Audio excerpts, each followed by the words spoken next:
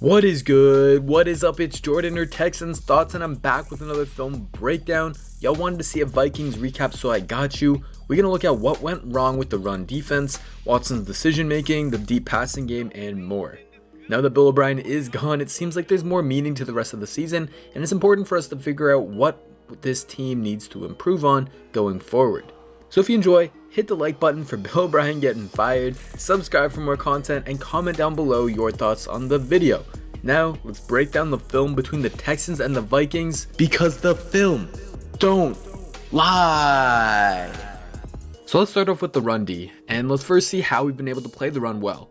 With runs, there's really three fundamentally important things we need to do, and the first one is controlling or penetrating A-gap, which is usually Brandon Dunn and or PJ Hall's job. Winning the battle in the middle here is honestly more important than B and C gap, and going forward, just watch our good run defense reps versus the bad ones and see how we're able to control A gap.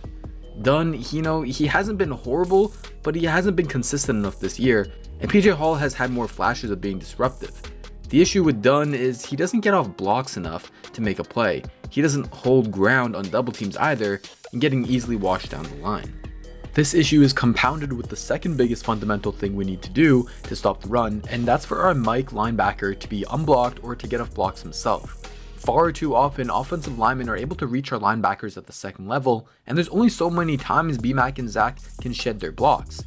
The D-line needs to help our linebackers out better there, but they also have to beat their own blocks more often, specifically Benardrick McKinney. When he gets blocked, it's almost a guaranteed 6, 7 to 10 yards. Let's look at this first play again. Yes, Dunn does his job and wins A-gap, but B-Mac also beats his block. As the Mike, it's your job to be physical and beat these blocks. B-Mac is expected to do that more so than a will linebacker like Zach, who's going to be coming crashing down on the weak side. And this is what B-Mac has made his career off of. But even then, the best Mikes can't beat every single block. And because the defensive tackles have allowed the offensive linemen to get to the second level more often, we've seen that drop off in run defense from past years. It all works together. The run defense doesn't just live or die by one guy. And we haven't been horrible on these interior runs, but the real problem and where majority of our bigger rushes come from are on the edges. The Vikings had 7 yards per carry rushing off the left or right tackle, and that leads to the third principle of run defense I'm going to talk about, which is probably the one you've heard the most of, and that's setting the edge. In years past, we've had the luxury of Jadeveon Clowney, prime JJ Watt, and prime Whitney Merciless, who would relentlessly set the hell out of the edge. Now, Watt and Witt are not the same level of run defenders as before, and Brennan Scarlett has been a straight dumpster fire. The Chiefs, Ravens, Steelers, and Vikings have all recognized we are weak on the edges and have been attacking the outside with a variety of runs. Setting the edge is pivotal in turning the run back inside, and we just haven't been able to do that consistently whatsoever, no matter who is out there. And it's one thing for Brennan Scarlett, Jonathan Gennard to not be setting the edge, but it's another thing for Whitney $54 million Merciless to not be setting the edge. And it gets straight up ugly sometimes. Remember that fourth down run to Kirk Cousins? Well, the key block was made by 5'10", 183-pound Chad Beebe. Chad Beebe is making $750K this year. That amounts to 0.4% of the Vikings' total cap. Whitney Merciless, on the other hand, he makes $12 million this year, 5.5% of the Texans' total cap. And that number only gets bigger. A great parting gift by the legendary Bill O'Brien. Thanks so much for that, Bill. But getting back on track, with these three principles, a lot of the time, if you can get one of them to happen, you can minimize the run. If you can get two of them to happen, you can really hold it down. And if you can get all three to happen at the same time, you can honestly completely shut it down. But far too often, neither of these things are happening, and that's when we get gashed. However, even when we do get a few of these fundamentals down, we still need to be able to tackle and finish the play, and that has not been happening consistently enough. Some of these issues come from linebackers being put at weird angles because the defensive line can't keep them unblocked. Some of these come from linebackers just taking poor pursuit angles, and some of these, mainly B-Mac, has been the worst, but some of them we're just straight up missing at point blank range, and that cannot continue to happen if we want to field a better run defense. And the run defense needs to get better to help out the pass defense and to stop these long drives that are contributing to us losing the time of possession game every single game. So now moving over to the offensive side of the ball, the next thing I want to talk about is Watson's decision making and honestly his play overall. To be completely honest, I don't think he completely tried to lose the game, but he just wasn't making the types of simple plays and throws that he usually does. Whether he knew Bill O'Brien would be fired if we lost or not, we'll never really know. But one thing that was apparent in my opinion was that he was just thinking too much instead of just playing instinctually, and I think that's a bad habit that's being forced on him because of Bill O'Brien's scheme. Here's one example where he needs to throw with more anticipation. So I've said it multiple times again, but I'll say it again. When the Texans reach midfield, they're going to go under center and do a play action deep shot. That's what they love. So Fuller is going to go deep, sort of on a skinny post. Cooks has a deep over and Aikens a deep out. Watch the deep over by Cooks because Watson's got to throw this about now. The pressure's not there yet, and Watson needs to throw to open space rather than open receivers. He needs to anticipate that this window, it's there, but the mental decision to make that throw just isn't. Now, is that because Watson is dumb and doesn't see Cooks coming open? I highly doubt that.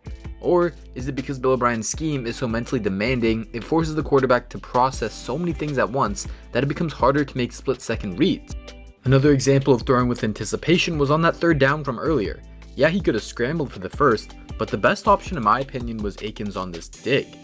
At the top of Watson's drop, Aikens isn't open just yet, but he has inside leverage on an in-breaking route.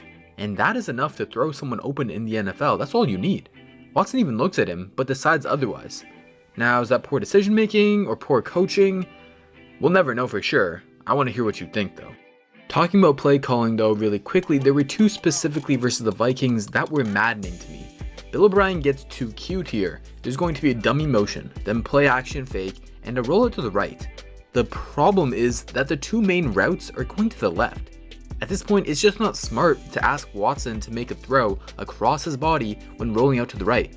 I get it if one of the routes sneaks out to the other side, but to have your first two main reads both going away from the rollout, that just makes no sense to me. You're making things way too hard on the quarterback and offense as a whole. Another horrible play call is seen on a Bill O'Brien staple on 3rd and long. We finally get away from the 3rd and long halfback draws. We actually try and go for them now. But Bill O'Brien again makes life harder on Deshaun by running 3 curl routes at the sticks into 8 defenders, just waiting for them. Where's Watson supposed to go on this? No throwing window will be open quick enough to negate the fact that this needs to be a 25-yard throw and the time it takes for the ball to go that far. This is just so stupid. More on the play calling, look at this RPO play. It's the same damn RPO play I told you all about versus the Chiefs. Running the same way we've been running it the entire season. We run this multiple times a game out of the same formation, and despite the redundancy, this game Watson was able to overcome it and learn from earlier in the game. This time, Cooks is the one on the backside slant and Fuller runs a go. As Watson rolls out, Fuller is open, and looking back at Watson, they rarely ever hit this wide receiver though. It's usually a dump off to the tight end or the other wide receiver on the backside slant. Watson might have learned from this though, and later in the game, when they went to the same look, they got a touchdown off him.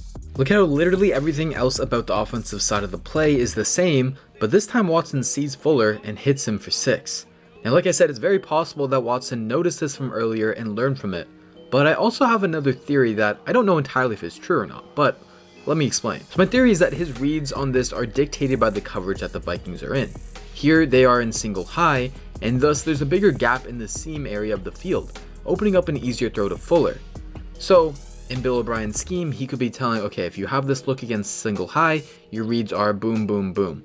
But if it's against too high, you're going to look elsewhere. And so if you look back at the other play, the Vikings are in a too high safety look, and now there's a defender kind of more in the way of that route. Yes, he's not directly on Fuller and even covering him, he's still open, but this is just my guess of what Bill O'Brien's offensive rules and progressions are for this type of play. He's telling Watson, hey, in too high, you don't really look at this route because it's not going to be open because there's going to be another safety closer to this seam ball. And so again, I don't know if this is entirely true, I'm just guessing here based off of what I'm seeing, but it is going to be something I keep my eye on for the rest of the season. Now let's get into more of the deep game, and on this play in particular, I want to highlight Deshaun's ability to manipulate safeties and how that helps the deep game in general. The Vikings are in a single high look, so there's only one safety to help out on all of these cornerbacks. Watson can play mind games with this safety with his eyes to make sure Will Fuller has his one-on-one matchup. From this view, you can see that Watson stares down the middle of the field. This isn't because he's dumb and can't read defenses, it's to keep the safety in the middle of the field, instead of cheating over to help Fuller. Then, with barely even looking over to Fuller, he just launches a bomb right on the money. Your eyes are just as important as your arm and your accuracy when it comes to the deep game. So more in the deep game, late in the game, 4th down, you gotta have it, and Deshaun Watson does Deshaun Watson things. One thing I've harped on this season is running vertical concepts. Defenses have come out in 2 deep safeties to try and take away our speed, but that doesn't mean that we should just stop attacking deep. Here's another example of where verticals work for us. The Vikings drop 8 in coverage and essentially are playing Tampa 2 with these 2 deep safeties and this linebacker in a deeper zone. Usually he's around here, but he starts off deeper because they only rush 3, and so they've got an extra hook defender underneath now. And these cornerbacks are in cloud flats, so they'll play deeper than your regular cover 2 flats, but it doesn't look like they're in a matched zone, as you can see that this cornerback doesn't follow Kenny Stills downfield. That's Watson's first check on this play and what he needs to see.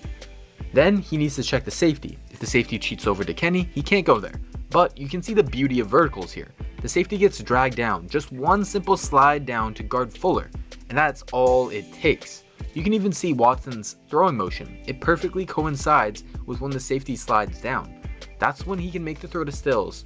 That's a tight window throw for a 30-yard long deep throw, but he puts legit zip on it to throw an absolute dart. And I hope Tim Kelly is willing to run more vertical concepts than Bill O'Brien has. The other thing I like about this play is how good of rhythm Watson has, and how he's able to step up in the pocket. Here's some other examples of that throughout the game, and I mentioned in my video breakdown of the Steelers how it's okay if the tackles allow pressure on the outside, as long as the interior of the pocket is strong.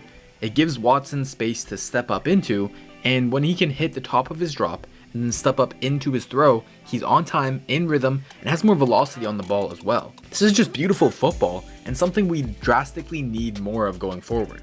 Alright, that's gonna do it for the video versus the Vikings. I don't know about y'all, but I'm super pumped for the game versus the Jags and to see what this team is made of without Bill O'Brien. I think the players have a new boost of energy, and rooting for this team is gonna be more fun, thank God. So if you enjoyed this video, please do hit that like button, subscribe for more content, and comment down below your thoughts on the video. Huge shout out to all the Texans Thoughts team members. If you guys want an extra video a month, exclusive group chat, and other perks, hit the join button and become a part of the team. Also, if you're looking for more Texans content, check out Texans Unfiltered. We've got a website, podcast, and YouTube channel to fuel your Texans desire. All of those will be linked in the description. Alright, take care everyone, and remember, the film don't lie.